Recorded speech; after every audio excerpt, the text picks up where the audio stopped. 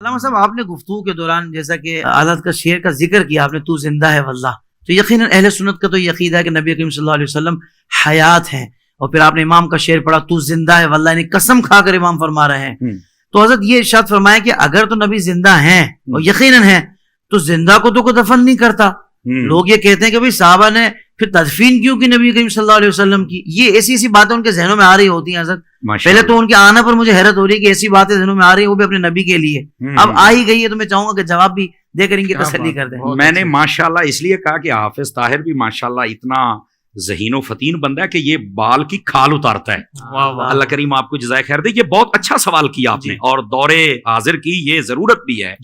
مطلب یہ کہ نبی پاک اگر زندہ ہیں تو پھر صحابہ نے دفن کیوں کیا؟ میں نے کہا ساری چھوڑ دیں آپ، شہید زندہ ہوتا ہے؟ کہا بالکل۔ تو میں نے کہا جتنے کائنات میں شہید ہوئے دفن کیا کہ نہیں کیا؟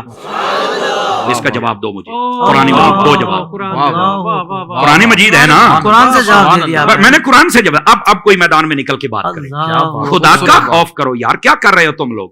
یعنی اتنا بغض کہ نبی پاک کے بارے میں یہ سارے سوالات کیے جا رہے، حالانکہ شہید کا رتبہ کم ہے اور نبی کا زیادہ ہے۔ تو جب کم رتبے والا زندہ ہے تو جس کا سب نبیوں سے بھی زیادہ ہے، پھر وہ کیوں نہیں زندہ ہے؟ سمجھ آ رہی میری بات کی؟ اچھا دوسری بات، میں نے کہا یہ میں تمہارا شوق پورا کر دیتا ہوں کہ تم کہتے ہو کہ زندہ تھے تو پھر دفن کیوں کیا؟ میں نے کہا جو مردہ ہوتا ہے نا اس کو آگ لگائی جاتی، کسی بھول میں نہ رہنا۔ اس بات کو نوٹ کیا جائے، جن کے مر جاتے ہیں وہ آگ لگاتے ہیں اپنے ہاتھوں سے، ہم جو دفن کرتے ہیں نا وہ زندہ سمجھ کے کرتے ہیں۔ کہتے ہیں مولانا وہ کیسے؟ سن لیجئے، اور یار مجھے بتاؤ اگر زندہ نہیں ہے تو قبر میں اٹھ کے سوالوں کے جواب کون دیتا ہے؟ بتاؤ نا مجھے۔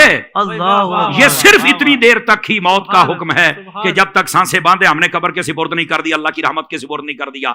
اس نے یہ جہان بدلنا ہے، برزخی دنیا میں جانا ہے، سمجھ آ رہی ہے؟ اور اس کو کہتے ہیں برزخی حیات، یہ بھی میں آسانی کر دوں۔ بہت اچھے، سمجھ آ رہی میری بات کی؟ لیکن یہ کہنا کہ زندہ کو دفن کو نہیں کرتا، یہ تمہیں کس نے کہا ہے؟ میں ایک یہ جو دیہاتی لوگ ہمیں سن رہے ہوتے ہیں تو میں ان کی ایک مثال دے دیتا ہوں، شاید کسی کے کونے کھانچے میں بیٹھ جائے۔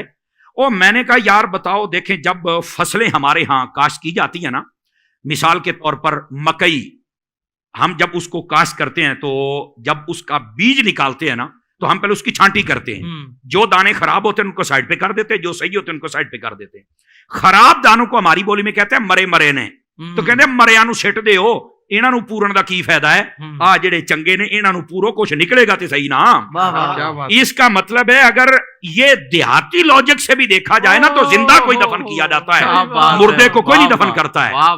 سائنس سے لے کر دیہات، اور دیہات سے سائنس نے ہر زاویے سے ہم نے سمجھا دیا۔ دیکھیں نا، ہم نے قرآن سے بات شروع کی ہے نا، ہم دائیں بائیں تو جا ہی نہیں سکتے۔ کیا کہنے۔